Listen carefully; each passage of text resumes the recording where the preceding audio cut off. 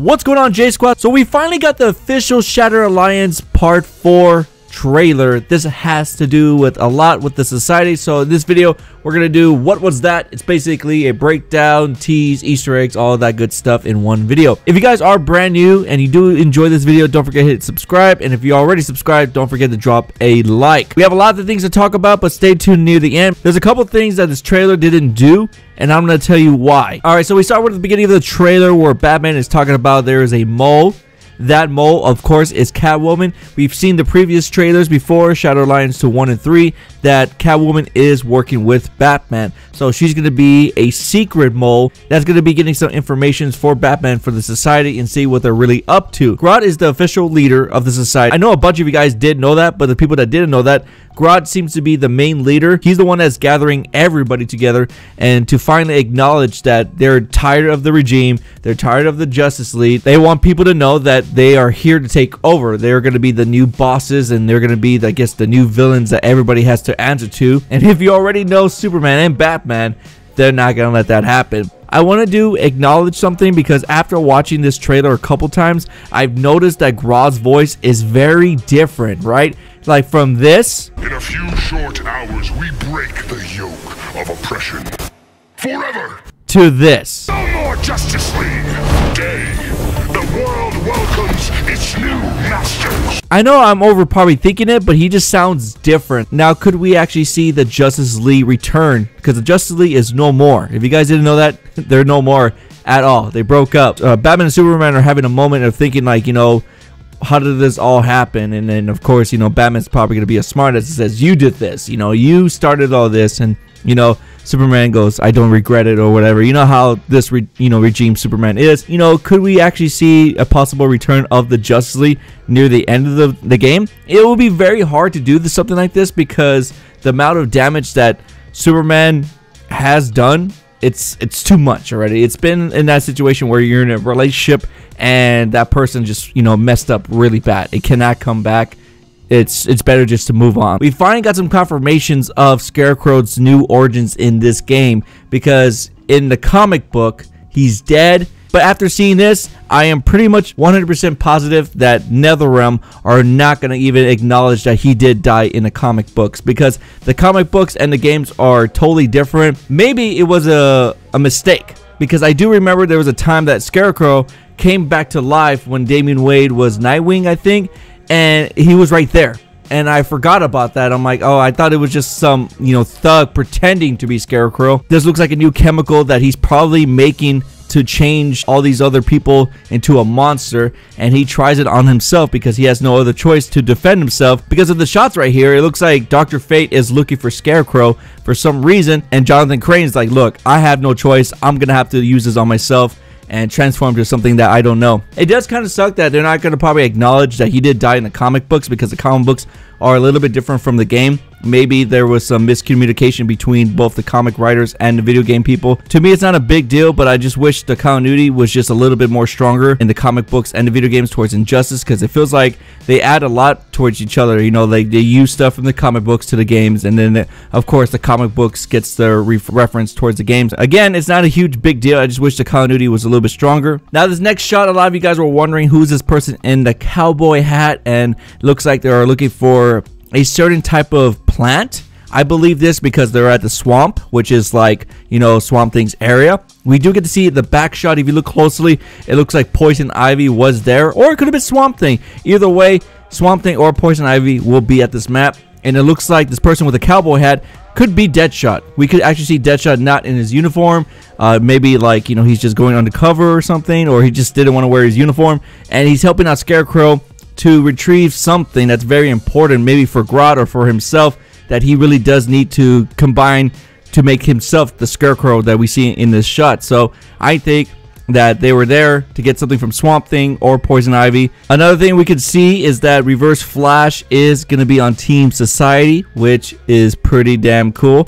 I believe when the game starts, you put the game in, you're going to have 3 factions to pick. And I believe it's going to be Insurgency, Regime, and Society. I'm leaning more towards Society and Regime, just because Swamp Thing and Black Adam are going to be on the Regime team because of Superman. So I probably more leans towards the Regime or society. Now this shot, you can actually see that Deadshot takes out the Flash's legs.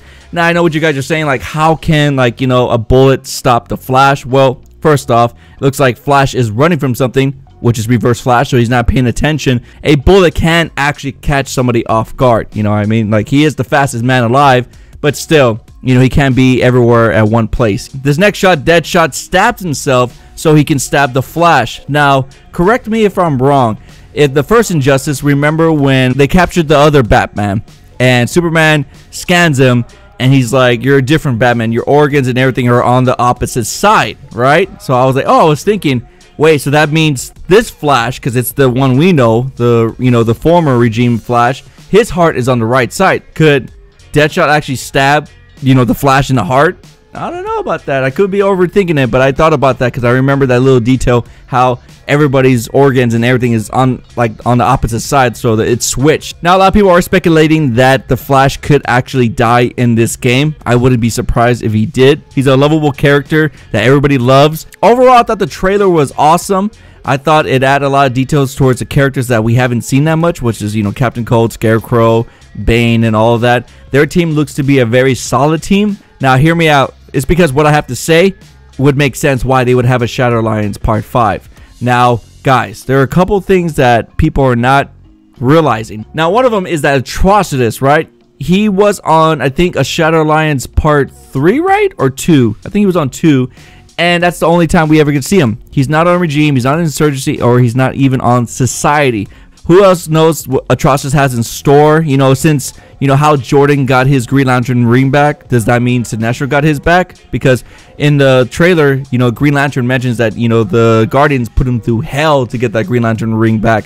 So Atrocitus sees that as like an opportunity. He's like, oh, if he can go through all that for the Guardians, then I can actually have him for my team. But let's see how that turns out. Again, I think Atrocitus is going to play a huge part of the story, and that's why I feel like they haven't put him in as much, because they're going to save whatever happens with that storyline. Who else knows if any other Lantern Corps comes out and joins the storyline? Now, the other one I do want to talk about is that Brainiac. Brainiac has not been on any of these. Not even a mention, not even like, there's a huge threat coming. Throughout all the Shadow Alliance trailers, it seems like the main villains are the Society. They've been pushing that the Society are bad guys. And I'm wondering why they haven't been pushing Brainiac. And I'm just a little bit confused with that, because Brainiac is the main villain. They said that Brainiac is the main villain. So is the Society working for Brainiac, or is there something else? Because we did see that Brainiac had minions in one of the Society Alliance trailer. That's why I think they're going to have a Shadow Alliance Part 5 trailer, and that will be the final trailer for the, the Shadow Alliance. And the last thing I got to talk about is the Joker. Now, I've done videos in the past about the Joker. He's a topic that a lot of you guys do like me to talk about. Ed Boon, right? Ed Boon took it on Twitter on a very random day, which is today, and tweeted out this: Injustice Harley at Tara Strong, who voices her, plus Arkham Joker Mark Hamill sitting in a tree. Now, I know what you're saying. Jay, this is an old video. It's just a normal tweet. I think there's more to it, guys, and here's why. On the day of a Shadow Alliance trailer, where we always get a reveal, but we didn't get a reveal. It could have been Joker, because Joker is the last character to be revealed because of the Link roster. I think this tweet is hinting that Mark Hamill, yes, the Joker that we all love, is going to be voicing the Joker for Injustice 2. I could be wrong. It could be the same voice actor from the last one, which I didn't mind, but I think this is a huge hint that the Joker is going to be revealed pretty soon. I'm not sure why he wasn't in this Shadow Alliance trailer, probably because they don't want to reveal it just yet, but I guarantee you the Joker will be the last character revealed. He was on the Link roster list, and I believe, it's a matter of time until we get this, because again, random ass tweet from Ed Boon hinting that Mark Hamill could be playing the Joker. Yes, I know he says Arkham Joker. That's because he's never been in Injustice, so he can't say that. I think it's a huge hint that the Joker is coming back. And if the Joker is in, I'm very excited to see what his gear system gonna look like. I want all types of Jokers. Can you imagine a face with the New 52 where his face was ripped off and he put it back together? Oh, I can just imagine as a skin. I don't know exactly what his weapon will be. I think it should be a crowbar. My breakdown videos for Captain Cold, Bane, and Flash, I'm working on that right now. I just wanted this video to get out first so then you guys actually have something to watch. The other ones take a little bit more time because it's 3 characters. Again, my question for you guys, why is Atrocitus part of the story? Where's Brainiac in the Shadow Alliance? And 3, do you think that this is actually a big Joker tease that he's going to be coming back and Mark Hamill is going to be voicing him?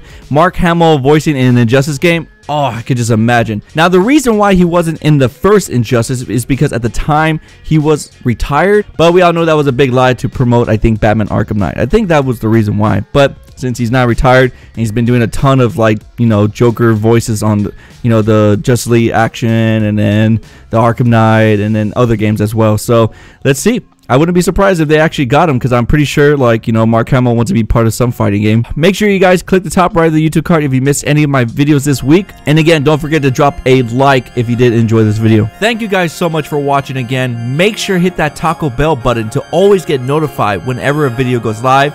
Make sure to check out these videos when you do have time. My name is JaeRoar, and I am the best at what I do, and that's giving you that 1-2 punch.